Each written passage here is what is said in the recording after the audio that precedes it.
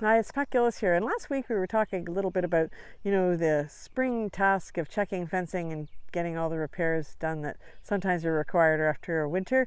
But we mentioned that maybe we should discuss a little bit about what constitutes safe fencing. So I thought maybe we would do that quickly today.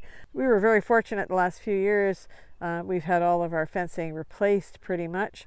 And so it's pretty safe now. I must say there were many years where it wasn't like this, but it's really nice now. One of the things you're going to notice in that very corner that I'm showing you right now, you see how the corner is rounded? That is a much safer fence line than if that was an absolute right angle 90-degree turn. We've had all manner of problems over the years with horses in fields. Like if you have an aggressive horse in a field and he takes a dislike to another horse that's in the same paddock, even though it's a big paddock like this one is. Like this is a pretty big field that we've got these horses in right now. I'm not sure you can see that, but it's pretty big. But what'll happen is the aggressive horse will chase away the horse that they don't like. And of course that horse goes away. But if he follows the fence line, he ends up coming all the way back to where that aggressive horse is. So let's say we have a horse that starts an active aggression right near that water trough there, okay? And he starts to drive the horse away.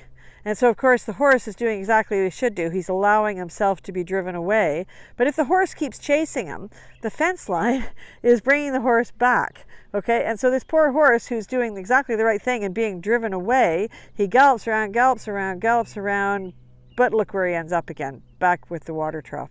And that's where he started, and that's where the horse was trying to drive him away from. We had a young horse in a field like this one time, and this aggressive horse got after him, and he ended up jumping out of the paddock because he was being driven, but couldn't get away because the fence line kept bringing him back. And of course, the horse that's driving is outraged because he thinks this young whippersnapper isn't doing what he's supposed to do, but the poor young horse has nowhere to go. He just keeps circling around and coming back to the same location. So fencing puts horses in a bit of an awkward position that way.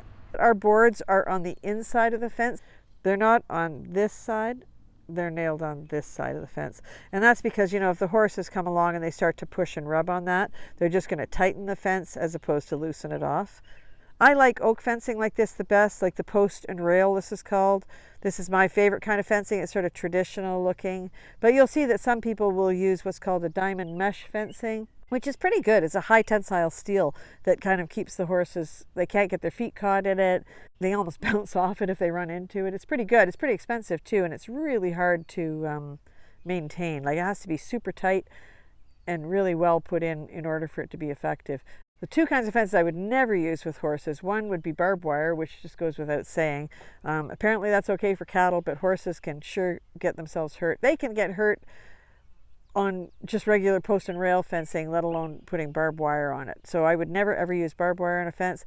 And the other thing I wouldn't use is page wire fencing. Page wire fencing ends up that the horse can, if he puts his foot through that fence and he pulls it back, if he's wearing shoes, the page wire will often catch on the back of the shoe, almost always actually, and they'll just rip half their foot off. So page wire fencing is never safe, I don't think, with horses, unless you hot wire it, unless you have electric fence on it that keeps the horses off the page wire fence. That's on my old farm, that's what we had, because the whole thing was page wire. And so we had sort of extenders that stuck out, 12 inches away from the fence, and then a live wire all around it so the horses never went near it. But even so, I would never put that in on purpose. That just happened to be the way it came at our place. I guess ultimately what we want to think of is that in order to keep horses safe, we have to be aware of the way horses think. The horse has existed for 55 million years, and we only domesticated them 6,000 years ago. So the horse has a hardwired view of the world that we are not going to change.